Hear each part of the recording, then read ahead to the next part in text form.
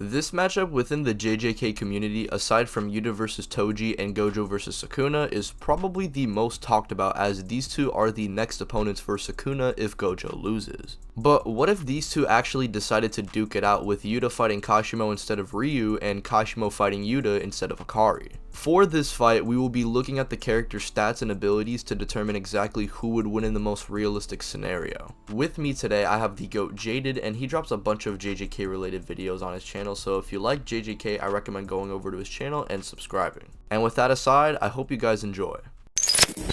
We can start off with Yuta's stats, and in his initial reintroduction, we see him take out Itadori while both of them are holding back. After Yuta tells Yuji about what his intentions are, Yuji would say if Sukuna gets out of hand that Yuta could be the one to take care of him, implying Yuta could kill a 15-finger Sukuna. And before even fighting in the Culling games, we have many statements of his cursed energy being compared to Gojo, and is essentially considered to be the second strongest modern age sorcerer behind Gojo himself. We'll get more into the validity of these statements later, but for now just be aware of their existence. We would go on to see Yuta fight in the Culling games, boxing and beating up a super cockroach, and then going on to fight Uro and Ishigori. In this fight, we see Yuta engage in a triple domain and contend with Ryu, who's the stronger of the opponents he's fighting. He's able to deflect Ryu's granite blast with his bare hands and still keep up with him even at his highest output in cursed energy. Also, as a side note, in Volume 0 at his peak, he just absolutely bullied Geto, and even before his awakening was impressing him with his physical prowess. Now, if you thought Yuta's stats are already crazy, his true strength in my opinion is in his abilities. Yuta can summon the power of the Queen of Curses, aka Rika, who's a being that possesses boundless curse energy and stores energy for Yuta. Initially, it was hard for Yuta to really control this power, but eventually he managed to be able to manifest and harness her power for about 5 minutes, allowing him to make the battle essentially a 2v1 and jump the other opponent with Rika. With this crazy amount of cursed energy as well, Yuta is able to spam reverse curse technique, which heals all of his wounds, and Yuta as well can just copy curse techniques unconditionally,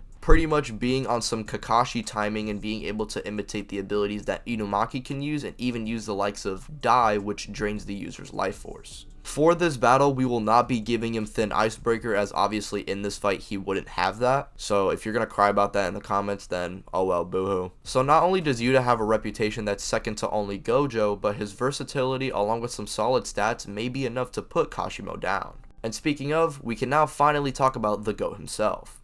Now, Kashimo, unlike Yuta, is a lot more cut and dry, as he mainly only has one fight where we get to see how strong he is. After body slamming Panda, we get to see him combat the likes of Hakari, who along with Akotsu are pretty much the next strongest sorcerers within the modern age. Yuta even admits himself that Hakari is stronger when he's serious, but like with the other Yuta statements, I'd like to save that part for later in the video, so just keep that in mind. Kashimo not only was able to engage in straight hands with Hakari, but at times he was winning the encounter and was still fighting him despite Jackpot. He legit wombo comboed and suffered little to no damage, and throughout the whole fight, it's somewhat implied that without Hakari's Jackpot and crazy luck, he would have been cooked. This obviously doesn't just play into stats, but it does play a part regardless. Speaking of, we can now talk about Kashimo's abilities, which for the most part right now is just mainly the lightning thing, but it's still pretty overpowered. He pretty much applies a positive charge to his targets, and Kashimo can discharge the negative one without losing any electricity. This allows him to essentially shoot a pretty much guaranteed lightning bolt strike that doesn't even require a domain to land. And because it's lightning, it's essentially unblockable, and Yuta's only way of getting around this would have to be dodging it. We know Kashimo has a curse technique, but he's mainly saving it for Sukuna, and even during his battle with Hakari, he never saw that it was necessary to use in the moment.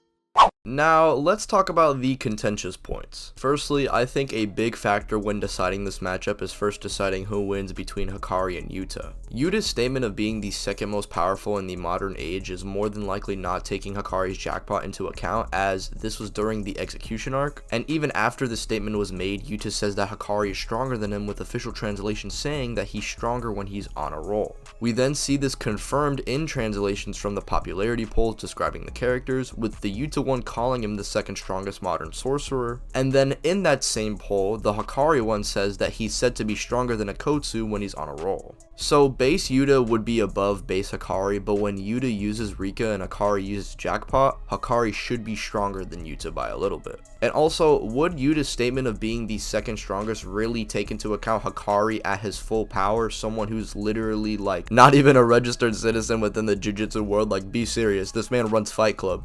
Regardless, both characters are relative, and that's what the narrative is portraying, but Hakari probably edges him out here. And with Kashimo hard pressing Hakari pretty badly, I wouldn't be surprised if Yuta off rip tries to pull out Rika due to the overwhelming power that Kashimo possesses with just his punches alone. Kashimo would probably be put in a similar position to that of Ryu and would be straight up just boxing both of them. Even if we say these two can overwhelm Kashimo, I can see him relying on his lightning ability, which in my honest opinion, you cannot have a valid counter for Yuta dealing with that. If he already thinks Hakari is stronger when he's on a roll, who got absolutely blitzed by this attack and had to rely on pure luck, Yuta's only answer to this would have to be for Rika to just Piccolo shield him and spam reverse curse technique. This more than likely doesn't even work either, since Yuta is either losing Rika or a limb, which would allow Kashimo to just press him even worse in hand to hand until he can shoot lightning again, which he would then aim for the head this time like how he did in the fight with Hakari. And Yuta has no jackpot to get him out of this situation, and the only copium I can see for Yuta getting out of this is the same way that Hakari got out of the situation, which is just pushing him into the water. But let's be real, Yuta is never going to get that opportunity here, as he is inferior to Hakari, so he more than likely would never get a chance to. Assuming Yuta isn't already blown away by the time he gets a chance to use his domain expansion, it might give Kashimo a little trouble. Since we've yet to see Kashimo's curse technique in action, we don't have the slightest clue if he even has his own domain expansion, much less if it can counter and clash with a Kotsu. But that doesn't mean that Kashimo is out of options. He can still use a domain counter called Hollow Wicker Basket. Hollow Wicker Basket is the prototype to New Shadow style simple domain, and it works almost the exact same way. It's important to remember that it's not only stated, but it's also shown that using techniques like simple domain, they'll only end up buying you time in the event that you have to actually go up against a real domain expansion. Kashimo using Hollow Wicker Basket alone won't win him a domain clash against Yuta. The only thing that's stopping me from saying that in the event of a domain clash that Kashimo is finished is the lack of information that we have about Yuta's domain.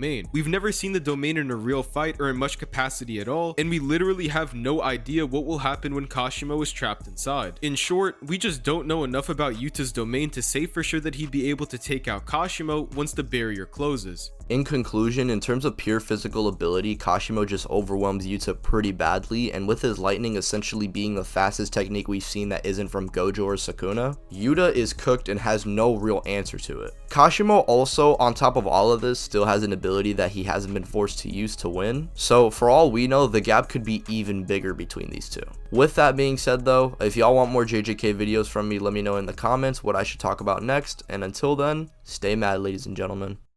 Kashimo supremacy!